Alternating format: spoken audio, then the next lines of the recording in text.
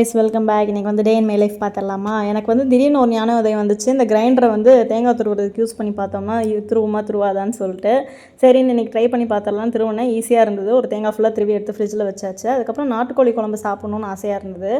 ஆனால் நாட்டுக்கோழி இங்கே வந்து கிடைக்கல. அதுக்கப்புறம் பிராய்லர் கோழியில் வந்து நாட்டுக்கோழி குழம்பு மாதிரி வச்சுட்டேன். குழந்தைக்கு வந்து பிடிச்சதெல்லாம் சாப்பிடாட்டி காதுலேருந்து சலம் வரும் ப்ரெக்னன்சி டைம்லன்னு சொல்லி சொன்னாங்க. இது மித்தா ட்ரூவான்றது எனக்கு தெரில. சரி, ஏன் நம்ம ஆசைப்பட்டதை விடணும்னு சொல்லி செஞ்சு இன்றைக்கி சாப்பிட்டாச்சு. இது மித்தா ட்ரூவான்றதை நீங்கள் கமெண்ட்டில் சொல்லுங்கள்.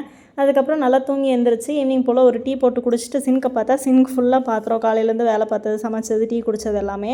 அதுக்கப்புறம் எல்லாத்தையும் கழுவிட்டு ஒரு ஸ்நாக்ஸ் பிரேக் மாதிரி எடுத்தாச்சு. ப்ரெக்னன்சி டைமில் வந்து கொய்யாப்பழம் சாப்பிட்றது நல்லதுன்னு சொன்னாங்க. இப்போ தான் எனக்கு கொய்யாப்பழம் கிடச்சிது. சரின்னு வாங்கிட்டு வந்து சாப்பிட்டாச்சு.